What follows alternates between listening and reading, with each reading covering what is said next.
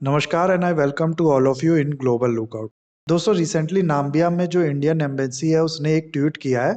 आप लोग देख सकते हैं यहाँ पर इस ट्वीट में जो चीता है उसकी फोटो पोस्ट की गई है। उसका मेडिकल एग्जामिनेशन चल रहा है। इसको करने वाली टीम को लेड कर रही है एक्सपर्ट डॉक्टर लॉरी मार्कर, और इंडिया के जो हाई कमिश्नर है प्रशांत अग्रवाल वो भी इस टाइम पे यहाँ पर प्रेजेंट थे।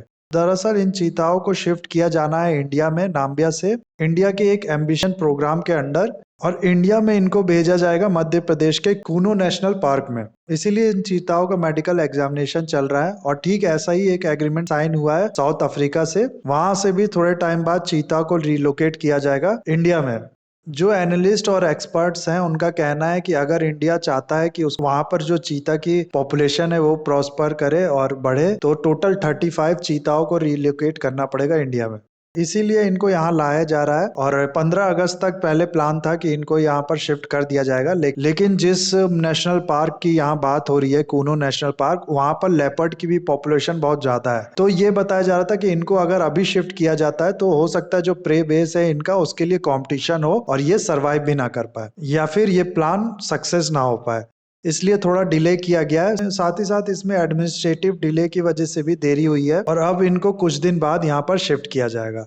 इंडिया में ये जो चीता है वो एक्सटिंक्ट है, इंडिया में नहीं पाए जाते हैं। और ऐसा कहा जाता है कि जो लास्ट स्पॉटेड चीता था उसको 1947 में छत्तीसगढ़ में मार दिया गया था। और ये भी कहा जाता है कि एक राजा ने इसका शिकार किया था, उसके लिए इसको मारा था। उसके बाद 1952 में चीता को एक्सटिंक्ट डिक्लेयर कर दिया गया इंडिया से, और इनकी पॉपुलेशन को दोबारा इंडिया में बढ़ाने के लिए ये प्लान बनाया गया था by wildlife institution of India.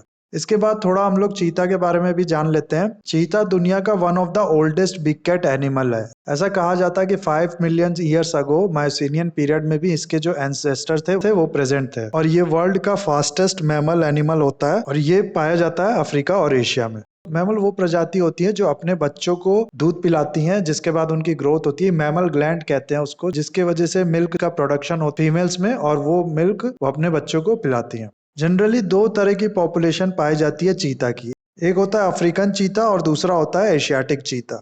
Asiatic cheetah को ऑसिनोनिक्स जुबाटस वेनाटिकस कहा जाता है, और ये थोड़े स्मॉलर होते हैं अफ्रीकन चीता से। इसका जो स्किन होता है वो पेल येलोइश फॉन कलर का होता है, और इनके बॉडी पे ज्यादा फर होते हैं अफ्रीकन चीता के मुकाबले, स्पेशली इनके बेली वाले पार्ट। एशियाटिक चीता पाए जाते हैं सिर्फ ईरान में, और वो भी लगभग 100 से कम ही इस समय मौजूद है। इस प्रोग्राम से पहले ईरान से भी एक एग्रीमेंट हुआ था इंडिया का 1970s में, लेकिन 1979 के बाद ईरान में पॉलिटिकल सिचुएशन में चेंज आया, जिसके बाद इस एग्रीमेंट पे ज्यादा प्रोग्रेस नहीं किया गया। एशियाटिक चीता का IUCN स्टेटस है क्रिटिकली इंडेंजर, और साइट्स में इनको रखा गया अपेंडिक्स 1 में। वहीं इंडिया के वाइल्ड लाइफ प्रोटेक्शन एक्ट 1972 में इनको शेड्यूल 2 में रखा गया है। वहीं अगर अफ्रीकन चीतास की बात करें तो इनका साइंटिफिक नेम है असिनोनिक्स जुबाटस। इनकी स्किन लाइट ब्राउनिश और गोल्डन कलर की होती है, जो कि थोड़ा थिक होती है एशियाटिक चीता से। इनके फेस पे ज्यादा प्रोमिनेंट स्पॉट्स और लाइंस होती है एशियाटिक चीता के कंपेयर में। ये पूरे अफ्रीकन कॉन्टिनेंट में पाए जाते हैं, और इनकी पॉपुलेशन भी 1000 से ज्यादा है। इनकी प्रोटेक्शन की बात करें तो IUCN में इनका स्टेटस है वल्नरेबल, और साइट्स में इनको रखा गया है अपेंडिक्स 1 में। और इंडिया के वाइल्ड लाइफ प्रोटेक्शन एक्ट में ये आता है शेड्यूल 2 में। इंडिया में तो खैर पॉपुलेशन है ही नहीं, लेकिन फिर भी ये लिस्ट में आप मेंशन है शेड्यूल 2 में।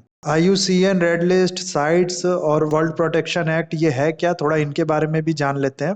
IUCN रेड लिस्ट 1964 में स्टैब्लिश किया गया। इसका पूरा नाम है International Union for Conservation of Nature's Red List for Threatened Species. ये लिस्ट जितने भी स्पीसीज है उनको 9 कैटेगरी में डिवाइड करती है, और उनको स्टेटस प्रोवाइड करती है कि वो कितना थ्रेटेंड है उसके बेसिस पे। जो 9 कैटेगरी है वो है, सबसे पहले नॉट इवेल्युएटेड, दूसरा है डाटा डेफिशिएंट, तीसरा है लीस्ट कंसर्न, और चौथा है नियर थ्रेटेंड, पांचवा है वल्नरेबल, छठा है इंडेंजर, उसके बाद सातवां क्रिटिकल इंडेंजर, आठवां है एक्सटिंक्ट इन वाइल्ड, और नौवां है एक्सटिंक्ट। तो ये नाम से ही बहुत ज्यादा क्लियर हो चुका है, यहाँ पर मेरे को नहीं लगता कुछ समझाने की जरूरत है। जो स्पीसीज जितना नीचे वाली कैटेगरी में होगा वो उतना ज्यादा थ्रेटेंड होगा, और जो आखिरी कैटेगरी है एक्सटेंट, इसका मतलब है वो स्पीसीज पूरा एक्सटेंट कर चुका है और कहीं वो नहीं पाया जाता है। इसके बाद साइट्स का फुल फॉर्म है Convention for International Trade in Endanger Species. ये कन्वेंशन साइन किया गया था जो वाइल्ड फौना और फ्लोरा है उनके ट्रेड को रेगुलेट करने के लिए, ताकि जो इंडेंजर है वो पूरी तरह से विलुप्त ना हो जाए। इस कन्वेंशन को वॉशिंगटन कन्वेंशन भी कहा जाता है, और ये फोर्स में आया था 1975 में। इस कन्वेंशन के अंदर जितने भी स्पीसीज हैं उनको 3 अपेंडिक्स में लिस्ट किया गया है। जो अपेंडिक्स 1 है उसमें वो स्पीसीज आते हैं जिनको एक्सटिंक्शन का खतरा ज्यादा है। उन स्पीसीज को इस कन्वेंशन ने हाईएस्ट लेवल ऑफ प्रोटेक्शन दिया है और उनके कॉमर्शियल ट्रेड को बिल्कुल मना कर दिया है। और नॉन कमर्शियल ट्रेड के लिए ये कन्वेंशन कहता है कि परमिशन लेनी पड़ेगी बोथ एक्सपोर्ट और इम्पोर्ट की। इसके बाद अपेंडिक्स 2 में वो स्पीसीज आते हैं जिनको एक्सटेंशन का खतरा नहीं है, लेकिन फिर भी उनके ट्रेड को रेगुलेट करना जरूरी है ताकि उनके सर्वाइवल पे कोई असर ना पड़ पाए फ्यूचर में। और मेजोरिटी ऑफ स्पीसीज अगर आप देखेंगे तो इसी में मेंशन है। अपेंडिक्स में मेंशन जो स्पीसीज है उनके ट्रेड के लिए कन्वेंशन कहता है कि आपको परमिशन लेनी पड़ेगी एक्सपोर्ट के लिए। इसके बाद अपेंडिक्स 3 आता है। इस अपेंडिक्स में वो स्पीसीज मेंशन है जो कि एटलीस्ट एक कंट्री में प्रोटेक्टेड हो और वो कंट्री दूसरे साइड्स पार्टी से हेल्प मांगे उस स्पीसीज के ट्रेड को कंट्रोल करने के लिए। इस अपेंडिक्स में मेंशन स्पीसीज के ट्रेड के लिए साइड्स ये कहता है कि आपको एक्सपोर्ट की परमिशन लेनी पड़ेगी तभी जब एक्सपोर्ट का सोर्स वो नेशन हो जिसमें ये प्रोटेक्टेड लिस्ट में है। यानी इंडिया में कोई एनिमल प्रोटेक्टेड लिस्ट में है और उसका कोई एक्सपोर्ट करना चाहता है तो उसको परमिशन लेनी पड़ेगी इंडिया के जो मैनेजमेंट अथॉरिटी होगी उससे। इसके बाद इंडिया का भी एक लॉ है वाइल्ड लाइफ प्रोटेक्शन एक्ट, जिसको लाया गया था 1972 में, जो इंडिया में इंडेंजर है या फिर एक्सटेंट होने की कगार पे है उसको प्रोटेक्ट करने के लिए। इस एक्ट के अंदर 6 शेड्यूल्ड का मेंशन है जो कि डिफरेंट लेवल ऑफ प्रोटेक्शन देता है डिफरेंट एनिमल्स को। शेड्यूल 1 और शेड्यूल 2 में वो एनिमल्स है जिनको एब्सोल्यूट प्रोटेक्शन मिला हुआ है और जो इंडेंजर स्पीसीज है, जैसे कि टाइगर हो गया वो शेड्यूल 1 में है, ब्लैक बक हो गया वो भी शेड्यूल 1 में है। तो जो बहुत ज्यादा प्रोटेक्टेड एनिमल्स हैं उनको मेंशन किया गया है शेड्यूल 1 में और शेड्यूल 2 के पार्ट्स में।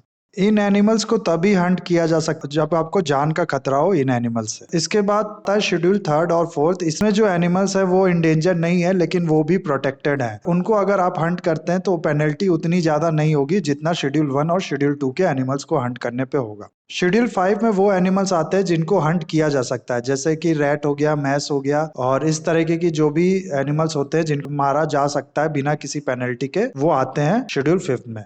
उसके बाद शेड्यूल 6 आता है। शेड्यूल 6 में वो प्लांट का मेंशन है जिनको कल्टीवेट नहीं किया जा सकता है, इनका कल्टीवेशन इलीगल होता है। बहुत से ऐसे प्लांट है जैसे कि ब्लू वेंडे हो गया, रेड वेंटे हो गया, कुट एक प्लांट होता है। तो इस तरीके के प्लांट जिनका कल्टीवेशन नहीं किया जा सकता, आप इसको घर में इसकी खेती नहीं कर सकते, वो आते हैं शेड्यूल 6 में। तो इतना ही था गाइस पूरा वीडियो में। मेरे ख्याल से मैंने लगभग सारा एरिया इसके अराउंड कवर कर दिया है। आई होप आपको ये वीडियो अच्छा लगा होगा। इस वीडियो को लाइक, कमेंट, शेयर, सब्सक्राइब जरूर कीजिएगा। That's all for the video guys. Have a nice day, take care.